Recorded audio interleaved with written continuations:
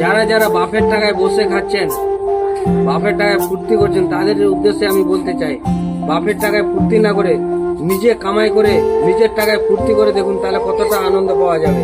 এটা দাদা ভুল বললেন দাদা। ভুল কি করে হলো? আমি ন্যাংরা মানুষ, হ্যাঁ। আমি তো আমার বাবারই টাকা খাবো, আমি অসুস্থ।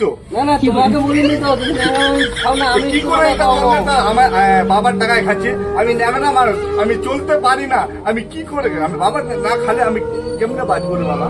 না না, ওটা বলছি না, যে এই মানুষটা দেখো কোনো কাজ কাম করছে না, হ্যাঁ, বাপের টাকায় খাচ্ছে। আমি লাঠি ধরে বেড়াই, আমাকে কে খিলাবে?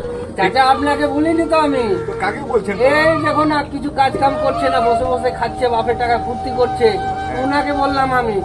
আপনি ন্যাংরা মানুষ, আপনি আসুন ভিক মাঙুন, আমরা ভিক দিব 2 আমি টাকা তো করে। ভিক করতে চাই বাপের না। টাকা তবু তো খেতে হবে না, খাবেন না বাপের টাকা। আরে বাবা, এটা কথা তো তোমার উচিত নয় রে বাবা। আছে পয়সা, আমাদের পয়সা আনিনি।